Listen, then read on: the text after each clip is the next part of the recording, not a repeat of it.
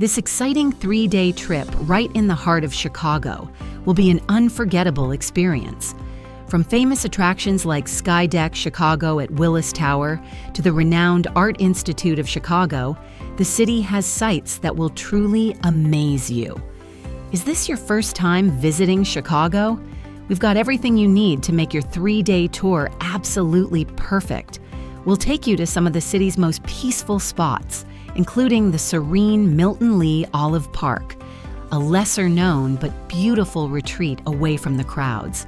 Stay with us until the end of the video, where we'll share an exclusive insider tip that few people know. Before we start, you'll need somewhere to stay and know how to get around Chicago. If this is your first time visiting Chicago, the top 2 places to stay are the Loop and River North. What exactly is unique about these places? They make getting to popular spots and restaurants easy and give you access to fun things at night. The Loop houses many tall buildings and incredible landmarks from which you can view the whole area and even explore. Its added advantage is that it's close to spots like Millennium Park, Grant Park, and the Art Institute of Chicago. Hotels come cheaply, and you don't have to worry about breaking the bank. The cost is between $150 and $300 a night. What about River North? This place is lively and full of energy. There's a lot to eat with different restaurants all around. There are art galleries to check out, and the nighttime is fun-filled. The hotel cost here is similar to what you'd find in the Loop. Now, how do you get around Chicago in the next 3 days? Getting around Chicago is simple and doesn't cost too much. The city has many buses and trains that can take you almost anywhere. Chicago is also great for biking. You can rent bikes at a budget-friendly cost. It costs about $3 for one ride or $15 for a full day. But if you stay downtown for this 3-day adventure, you can walk to many places. Lots of the main sites are close to each other, so walking will be a great way to explore everything. Now, let's get started on what you should do on the first day. Start your day with a tasty meal at Goddess and the Baker. This bright and cozy cafe is known for great food, strong coffee, and sweet treats. You'll find all kinds of breakfast choices here. There's yogurt with fruit, fluffy omelets, warm bagels, and crispy waffles. It will be like a home away from home because the taste is excellent. And if you want something light, there's something on the menu for you. We've got something to make the morning even more rich. Try the rainbow cake. It's colorful, super sweet, and fun to eat. After breakfast, make your way to the Millennium Park. This giant park is one of the most famous places in Chicago and covers more than 24 acres. The main attraction here is Cloud Gate, known to many as the Bean. This shiny silver sculpture was created by Indian-born artist Anish Kapoor. It's built from 168 pieces of stainless steel and weighs around 110 tons. Pretty heavy. Walk around the Bean, take photos, and don't forget to look at your reflection. You can even walk underneath it for a fabulous view. You would see many people here because it's such a popular spot. Once you finish here, take your time to check out other parts of the park. You can visit Lurie Garden, full of colorful flowers and plants. Also, you can check out the Crown Fountain, 2 big glass towers that show video faces and spray water in the summer. If you're visiting in the summertime, check out the J. Pritzker Pavilion. They often have free outdoor concerts and you can relax on the grass while listening to live music. What time would be the best time to visit? You'll get all the answers in our secret tip later. After spending time at Millennium Park, visit the Art Institute of Chicago. It's one of the largest and most historic art museums in the world, housing around 300,000 pieces of art. While new exhibits are regularly introduced, but there's always something fresh to see, making each visit unique. Make sure to check the hours before you go. The museum is closed on Tuesday. By this time, it will be evening already. So, what next? To wrap up your first day in Chicago, head over to Navy Pier.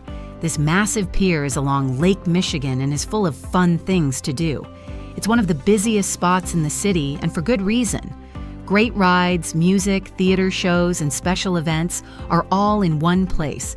How's this different from a paradise? One thing you shouldn't miss is the Centennial Wheel. This big Ferris wheel gives you amazing views of the city and the lake. Just buy tickets ahead so you don't have to wait in long lines. If you feel like shopping, there are plenty of places at the pier where you can buy souvenirs, clothes, or snacks. Try to go in the evening when the lights come on. You might even catch a fireworks show, which makes the whole visit even more special. If you're hungry after exploring Navy Pier, we know the right place for you. The good thing is that you won't have to go far for a great meal. There are many places to eat nearby, but Giordano's at Navy Pier is our top pick.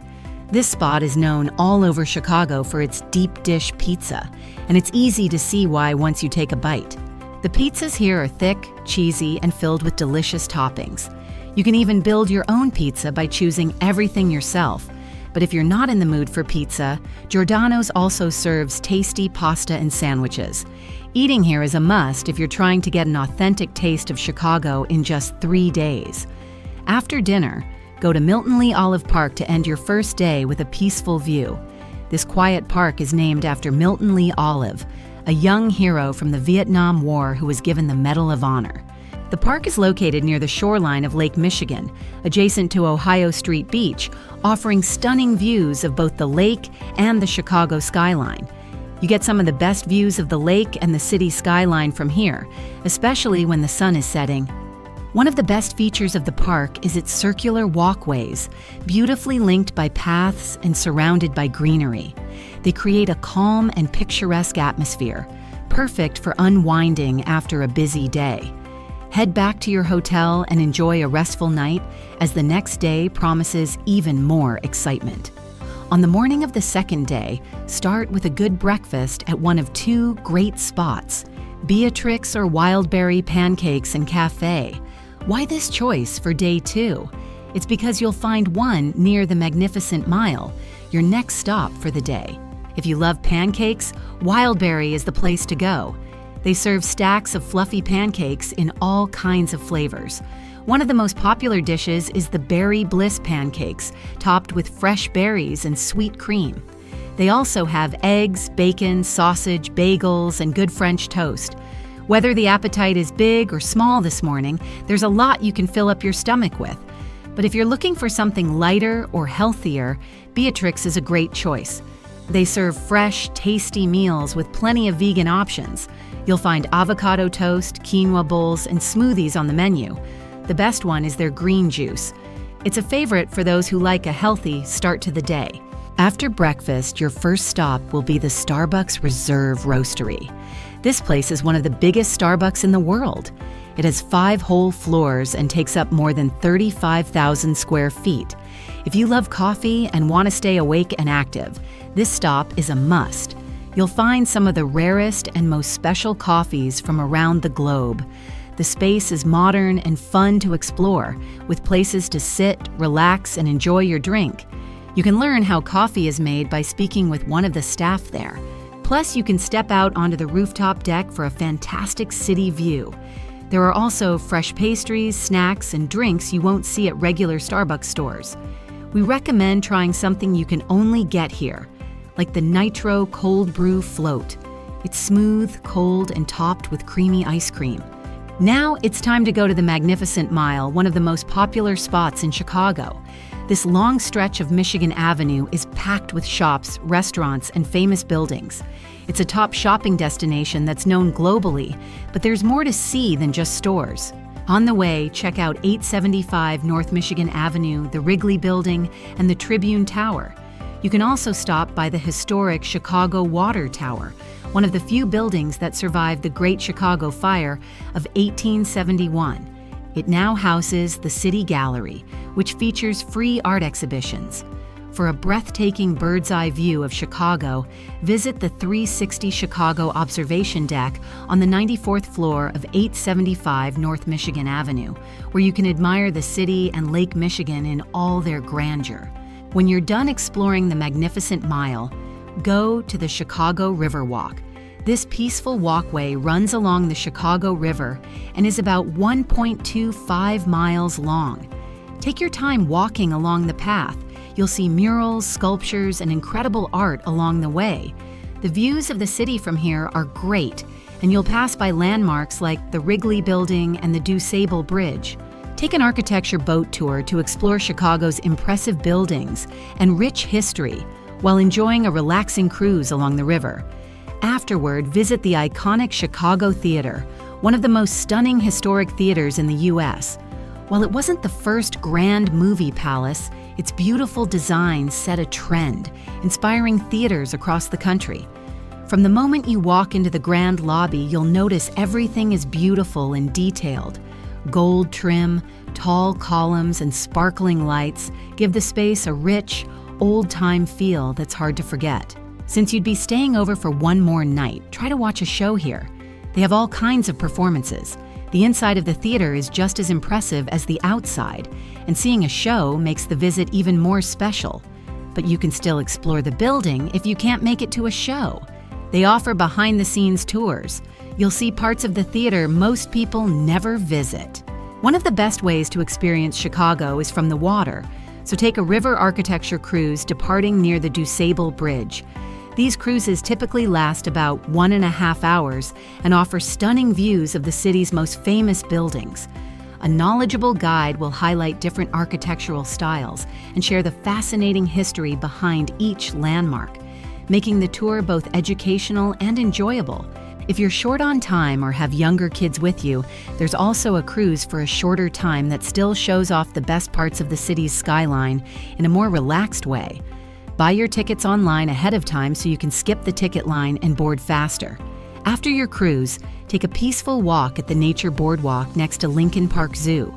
This quiet spot is full of trees, flowers, and a big pond where you might see ducks, turtles, or even a heron. It's a nice break from the busy city streets. If there's still time, we'd suggest visiting Lincoln Park Zoo. It's one of the oldest zoos in the U.S., and even better, it's free to enter. There are animals from all over the world and plenty of places to explore, especially if you're traveling with kids or love animals. Once you're done at Lincoln Park Zoo and the Nature Boardwalk, take a short walk over to North Avenue Beach to catch one of the best sunsets in the city. This beach is a favorite spot for locals and visitors alike. The beach house there is shaped like a big ship, which makes it easy to spot. Bring a blanket and a few snacks to relax on the sand.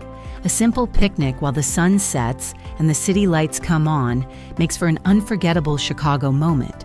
Climb up to the top deck of the beach house for a great view of the water and the city skyline.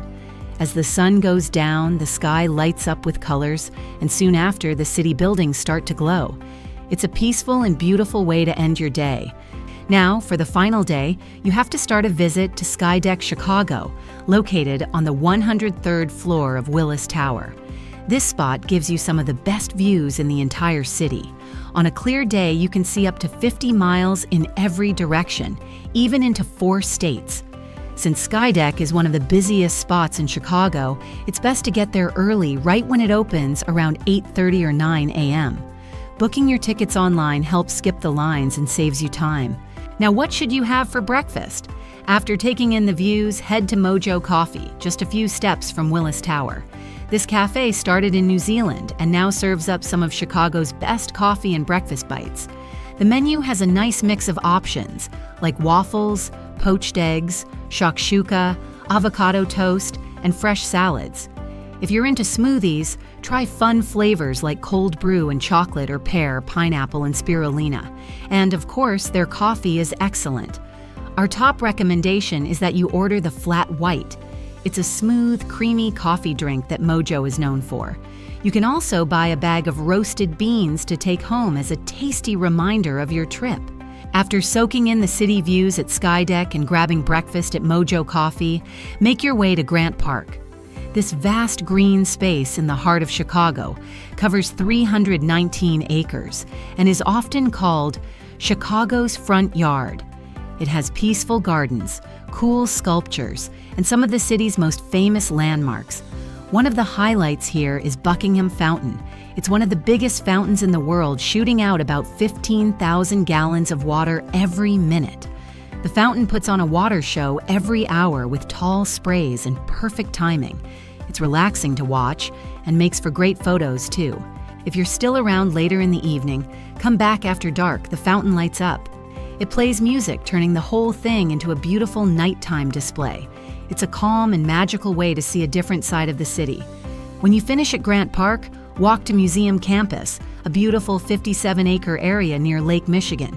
It's home to 3 of Chicago's most famous museums, the Field Museum, Shedd Aquarium, and Adler Planetarium.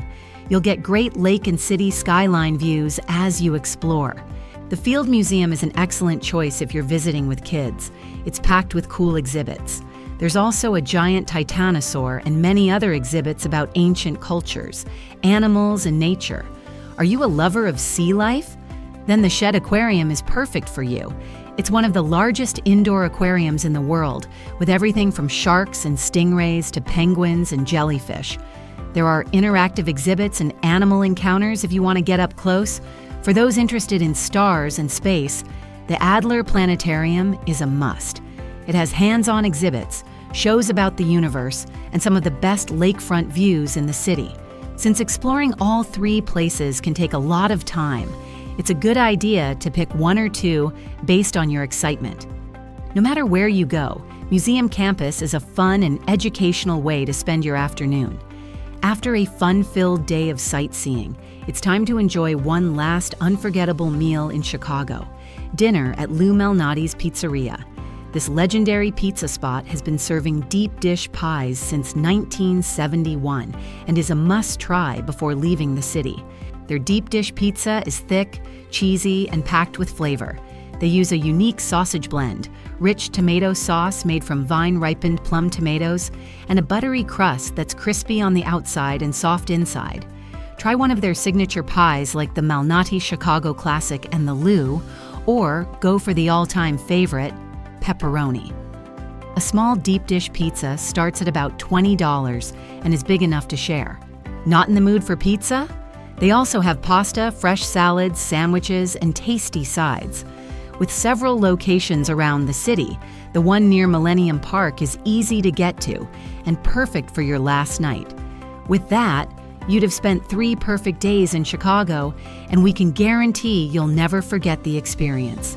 Now for our little secret, what's the best time to visit? The best time to visit Chicago is in late spring, around May and June, or early fall, around September and October.